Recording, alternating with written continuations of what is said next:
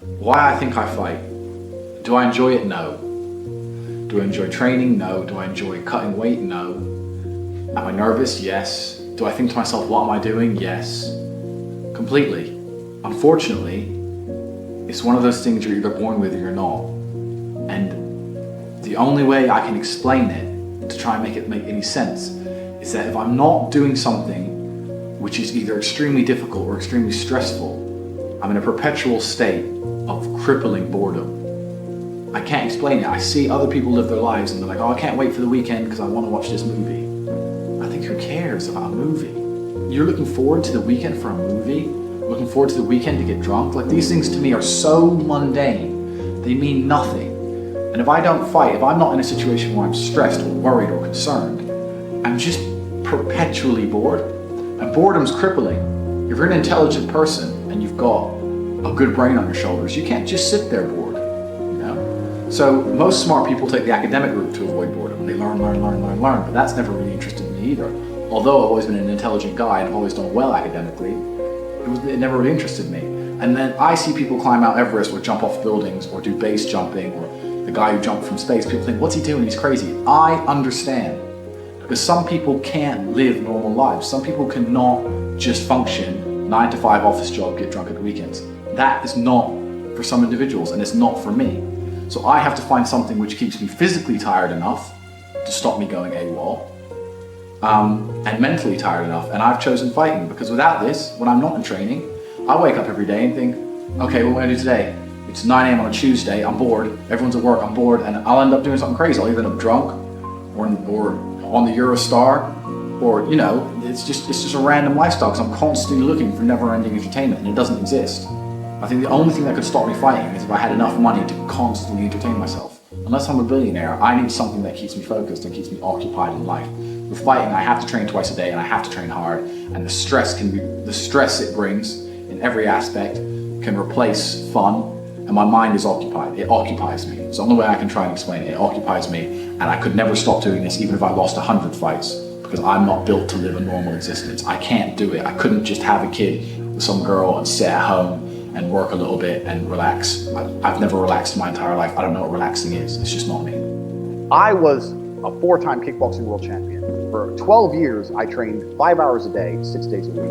And I was motivated to train probably about 25% of the time. The rest of the time I went because I am disciplined. You don't feel like going through that shit on a Wednesday morning when you wake up, but you have to do it because you're disciplined. You're either a disciplined individual or you are not a disciplined individual. There's a difference between want and want. And I say this all the time. People say to me, I want to be rich. And I say, okay, well, I want to be able to ice skate, but I don't want to be able to ice skate enough to go learn how to ice skate because I can't be bothered. I mean, surely if I could click my fingers and be a figure skater, I'd click my fingers. Who wouldn't? But I don't want to actually go train because I don't want it enough. And this is the exact point with money. Everyone wants money put on their lap. If you truly wanted money, you wouldn't be able to sleep until you fucking had it. And this is the point. Because when I had nothing, I couldn't be distracted. You couldn't distract me from what I wanted. That's who I am. If I want something, I'm going to get it. I do not need to be motivated. I'm a disciplined person. If I allocate X amount of time to work, I'm going to do it.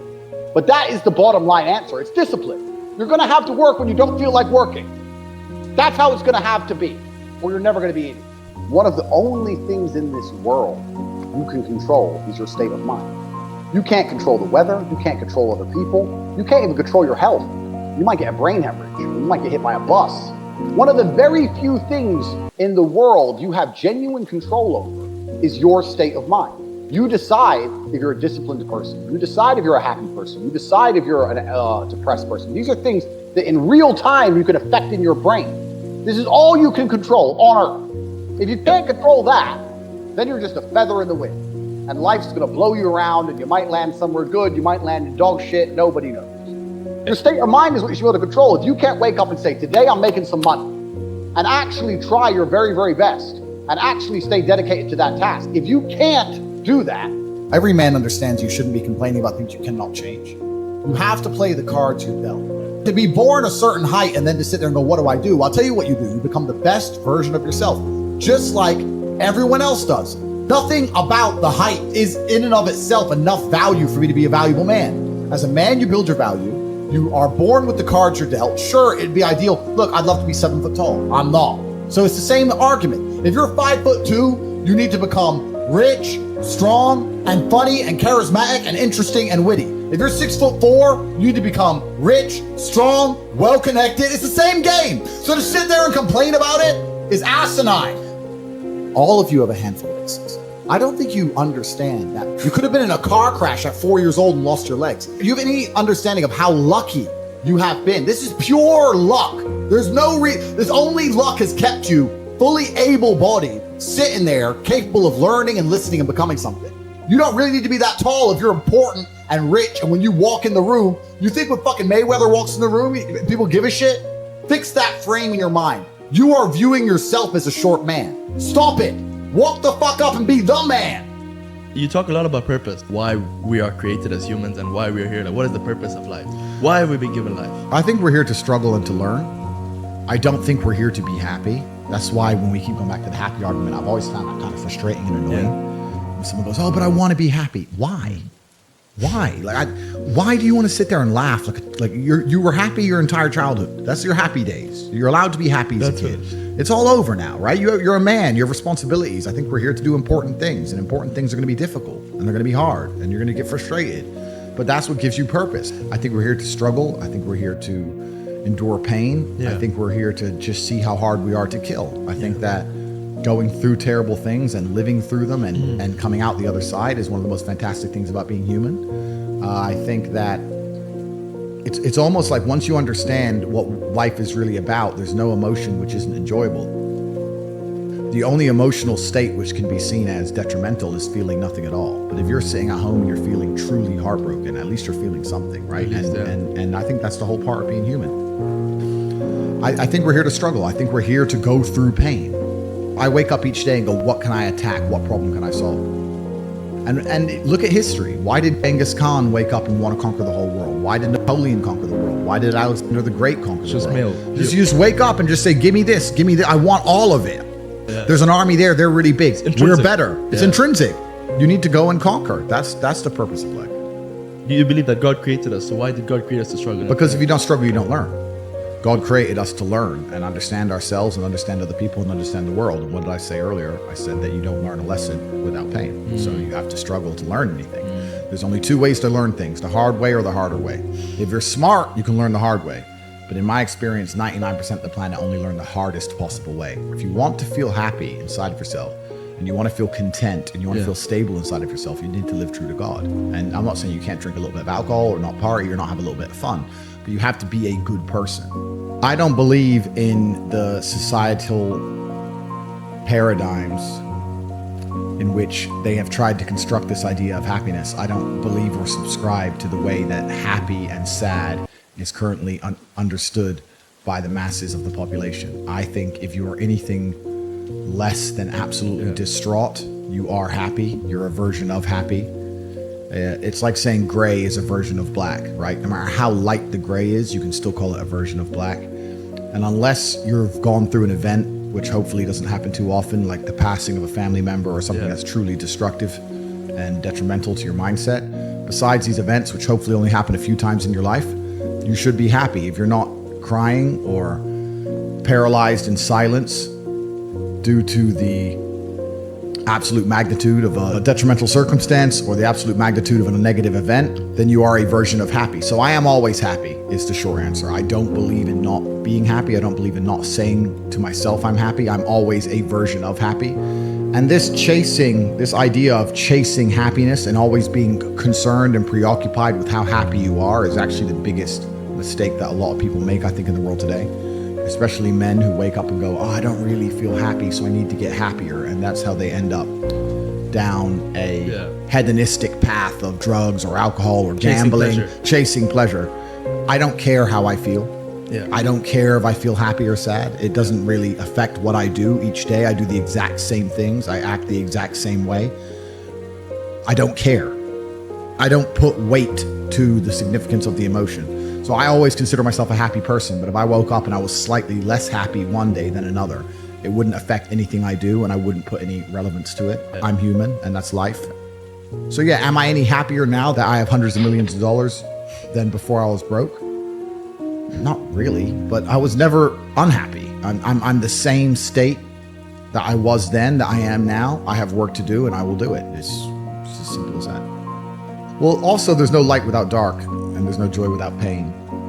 You can't have a rainbow without a little rain. No matter how hard you chase pleasure and happiness, there's going to be dips and troughs in between. There's going to be come downs and downtrends, and you're going to have the juxtaposition between that time you were laughing your head off and acting giddish like a child, and the time that you feel depressed as such. And I think it's much better to just adopt a very disciplined, stoic mindset.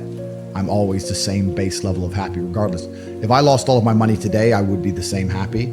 If my net worth quadrupled, I'd be the same happiness. But as long as I'm alive and the people I care about and love are alive, and as long as God gives me the honor of doing my duties and providing for the people I care about, as long as I get to wake up and know that there's a whole bunch of people in the world who need me, and I get to work hard to please them and do good for society and good for the world, then I'm a vessel of God, and I'm happy enough to survive. That's all I look at it as. I don't ever consider how do I feel. That doesn't cross my mind. I have things to do. I'm too busy. I have things to do every single day. I have very important things to do, and how I feel really is not going to affect how I complete those tasks. Motivation isn't real.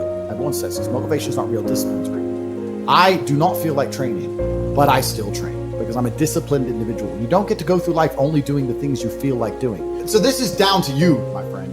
And listen, you may feel fired up for 10 minutes after this little talk.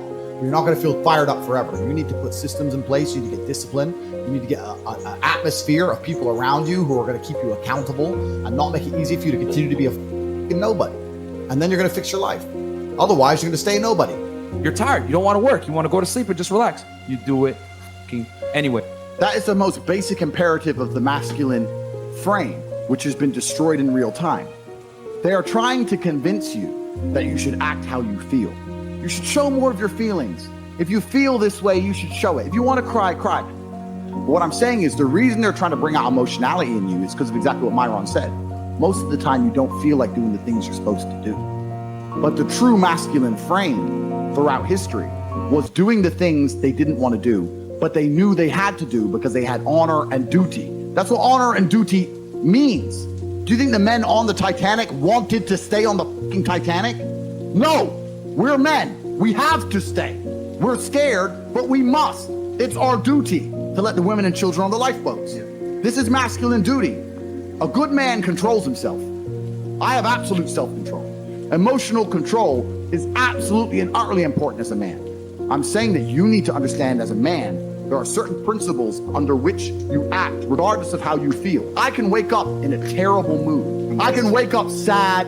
I can ache. I can have a busy day, stressed, etc. I will complete the same tasks as if I woke up in a fantastic mood. I'll do the same things because how I feel has no bearing on the things I'm going to do with my day, because I have duty to myself and to my bloodline. Because you think there's something wrong with you. You go, well, I lack motivation.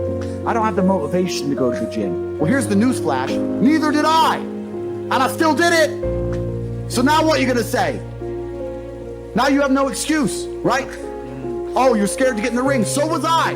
I still did it. Scared to get in the cage. So was I. I still did it. Being a man isn't about not feeling things. It's about acting the way you're supposed to act, regardless of how you feel. We act. We're men of action. We get things done. So the world got built. All of it. All the men who built the fucking skyscrapers felt scared. They did it anyway. You need to become a man of action. Stop worrying about how you feel and start worrying about what you're supposed to be doing. How about that? I've always been disciplined with myself because I've always lived a disciplined life. I lived in a disciplined household. Like there was no such thing as I don't want to. So even now, if I wake up and I don't want to do something, I don't need someone to tell me to do it because I'll do it anyway. I mean, who wants to run a marathon? Nobody.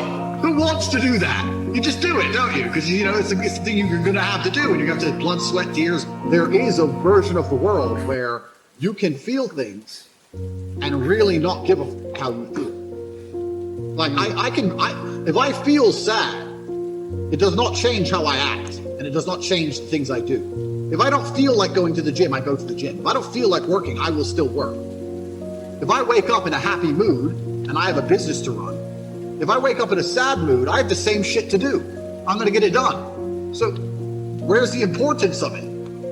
It's in my mind, that's how I view it. Like, how does that affect what I'm going to do? Well, nothing. It doesn't. Motivation in and of itself is a scam. I don't believe in motivation. I believe in discipline. I am not motivated to do the things I'm supposed to do every day. I don't wake up full of like joy that I have to go to the gym or that I have to work or that I deal with crap. I don't feel motivated to do them. I'm disciplined. I do them regardless of how I feel. Whether I'm in the mood to do it or I'm not in the mood to do it, it gets done. That's discipline. Discipline's a real thing. Motivation is fleeting. You're never going to be permanently motivated. If you're the kind of person who can only try hard at something he enjoys, then you're going to fail.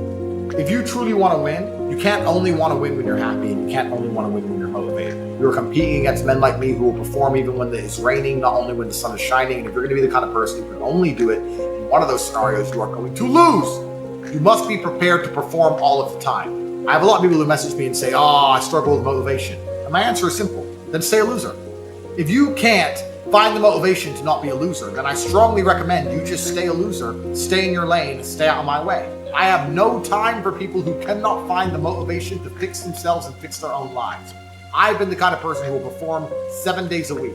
Doesn't matter how I feel, doesn't matter what's happened, doesn't matter if I'm happy or sad, things must be done. And this is the mindset you need to adopt if you want to be a winner. I think a man should have absolutely no interest in whether he's actually happy or not. If I wake up and I'm unhappy, I will do the exact same things as if I am happy. I will go to the gym the same. I will work the same. How I feel has no impact on how I live my life. I don't think happiness as an index is a healthy view for a man to have on life success. If you're waking up and going, am I happy, am I not? You're looking at life wrong. I think of a man, if you put happiness if you move it down the scale, right? And you start looking at, am I successful? Am I competent? Am I achieving things? Am I respected? If you start to look at these indicators of your life, you're going to end up being happier without actually analyzing if you're happy or not. You have to just work. At some point you have to bite the bullet and just work. Working harder is never going to not help. No matter what scenario you're in, working harder is never going to not help you. And it's amazing that I give different versions of the same answer for 99% of the questions I'm asked. Work harder. If you have a problem, whether you're broke, whether you're out of shape, whether your friend dies, whether your girl leaves you, whether you're depressed, whatever it is, working harder is almost always the answer. So you know what you need to do. You need to do it. And what's amazing, again, is kind of like the antidote. If you take the antidote before the poison, then you never get sick in the first place. If you're always working as hard as possible, if you're always working your ass off and trying to be the best version of yourself every single day, then you never get sick in the first place. You're already working, you're already taking the antidote. So things can't attach to you, they can't get hold of you. Working hard is the antidote to everything. So why don't you just do it in advance? Why don't you your life just become work, like mine? Why don't you just dedicate yourself to a cause and get up and do what you're supposed to do every single day? I can't stand quitters. So if you're the kind of person who's gonna quit because it's hard, I don't even want your energy around me, right? You need the people who don't quit. I don't quit. Every single facet of my life is testament to the fact that I don't quit. I didn't quit. So that's the difference. When it was hard, I did it anyway. That's who I've always been. And if you don't have that kind of tenacity, you're never going to be anything. So I'm indefatigable. Do not give up. Do not get tired. I do not quit. That's what they want. That's what the enemy wants from me. They want to try and win a war of attrition. They want to wear me down and hope I quit and give up. I am not that guy. I'm not that guy. I'm the guy who keeps going. And if you're truly indefatigable in life, and perspicacious, that's my favorite saying, the one I say all the time, unmatched perspicacity coupled with sheer indefatigability makes me a feared opponent in any realm of human endeavor, is absolutely and utterly true. If you pay attention to the things that are happening around you and you do not quit, you will be a dangerous opponent in any realm of human endeavor. It doesn't matter what you try and do. I'm a man who lives true to God and says what he means and means what he says, and I know the things I say are good for society and good for the world. I didn't put a freaking magic spell on anybody. The reason people listen to me is because they like what I say and they know that I'm telling the truth. That's the reason I am here, and I'm going to continue to do that. And there's nothing anybody can do